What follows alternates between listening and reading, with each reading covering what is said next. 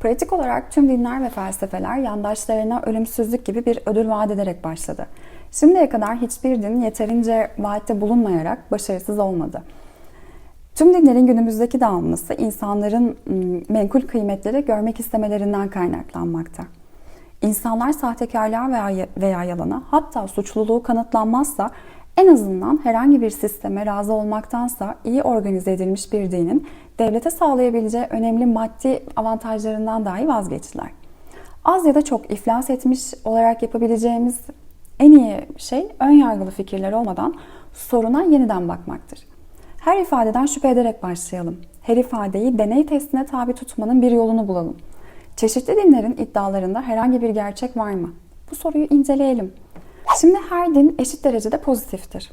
Olumlu bir kanıtın yokluğunda bunu ama reddederiz ve hepsi inanç ister. Ancak tüm dinlerin üzerinde anlaşmaya vardığı tek şey olup olmadığını sorabiliriz. Çünkü eğer öyleyse gerçekten kapsamlı bir şekilde ele alınmaya değer olabilir. Kesinlikle dogmada bulunmayan bazı üstün ebedi bir varlık fikri vardır. Basit bir fikir bile insan ırkının 1/3 tarafından reddedilir.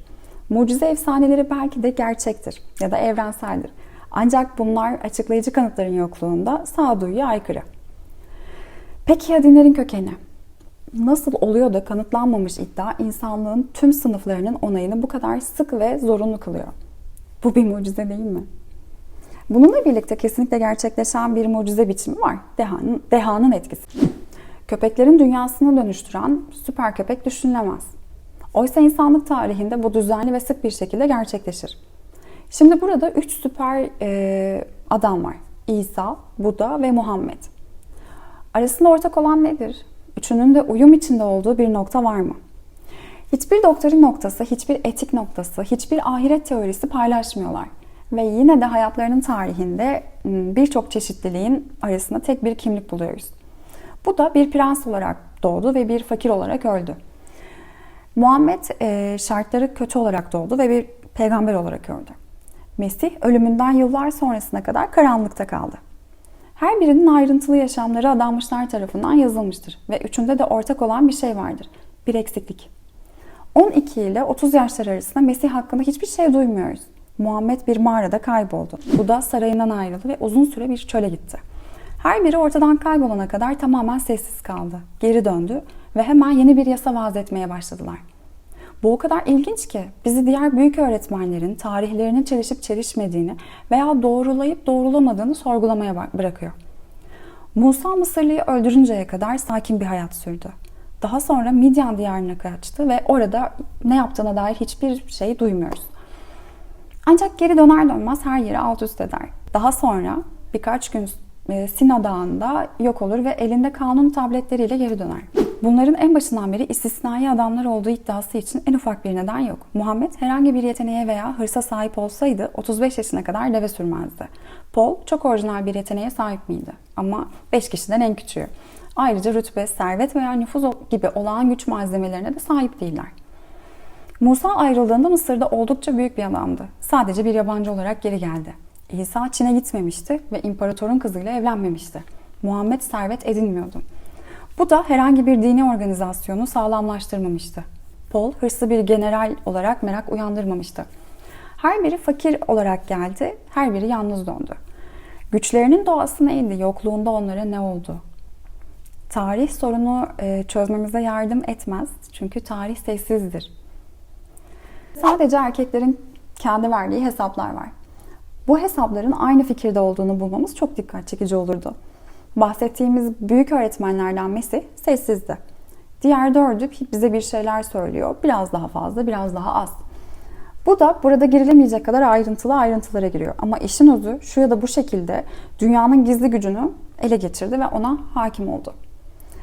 Paul'un deneyimlerinde cennete yakalanmış ve hakkında konuşulması yasal olmayan şeyleri görmüş ve işitmiş olduğuna dair geçici bir yanılsamadan başka bir şeyimiz yok. Muhammed Tanrı'dan bir şeyler ileten Melek Cebrail tarafından ziyaret edildiğinden kabaca söz eder. Musa Tanrı'yı gördüğünü söyler.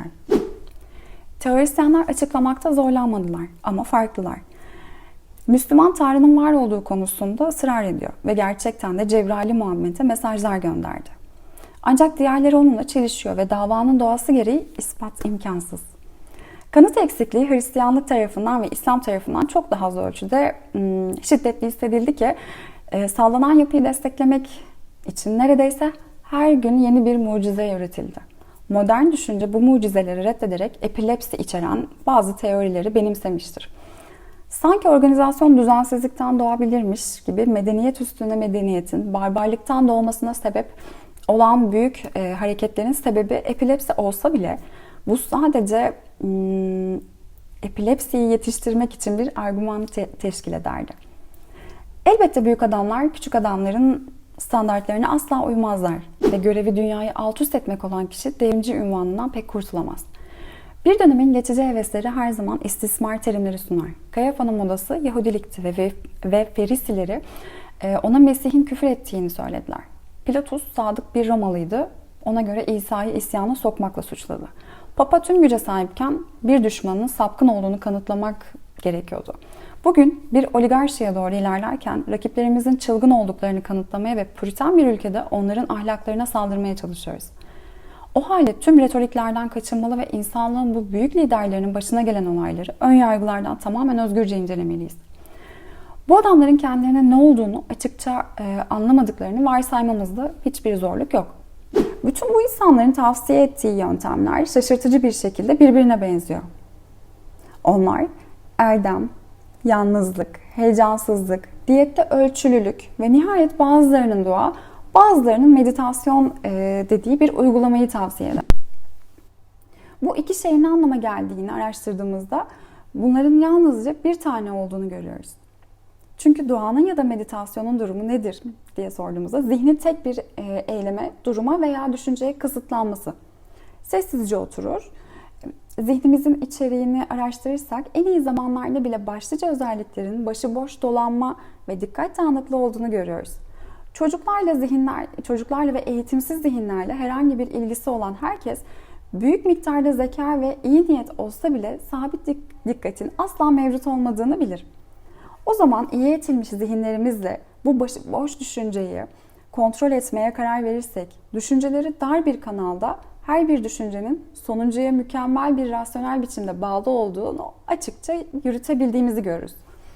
Ama eğer akımı durdurmaya çalışırsak, başarılı olmaktan çok uzak, sadece kanalın kıyılarını yıkayacağımızı görürüz. Zihin taşıyacak ve bir düşünce zinciri yerine karışık görüntülerden oluşan bir kaosla karşılaşacağız. Bu zihinsel aktivite o kadar büyük ve o kadar doğal görünüyor ki birinin bunu bir zayıflık ve sıkıntı olduğu fikrine ilk kez nasıl vardığını anlamak zor.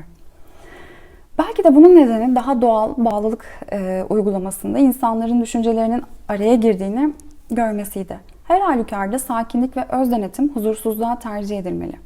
Darwin çalışmasında kafesteki bir maymunla belirgin bir tezat oluşturuyor. Genel olarak konuşursak herhangi bir hayvan ne kadar büyük, güçlü ve ne kadar gelişmişse o kadar az hareket eder. Ve yaptığı bu tür hareketler yavaş ve amaçlıdır. Bakterilerin bitmeyen etkinliğini kunduzun mantıklı kararlılığı ile karşılaştırın. Ve arılar gibi örgütlenmiş birkaç hayvan topluluğu dışında en büyük zeka yalnız alışkanlıkları olanlarda gösterilir.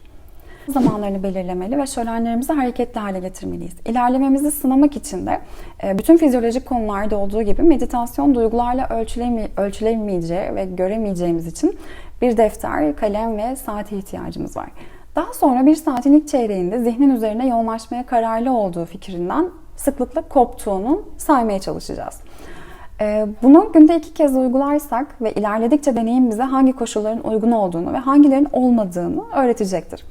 Bunu çok uzun bir süre yapmadan önce sabırsızlanacağımızda neredeyse eminiz ki işimizde bize yardımcı olması için başka birçok şeyde uygulamamız gerektiğini göreceğiz. Karşılaşılması ve çözülmesi gereken yeni sorunlar sürekli ortaya çıkacak.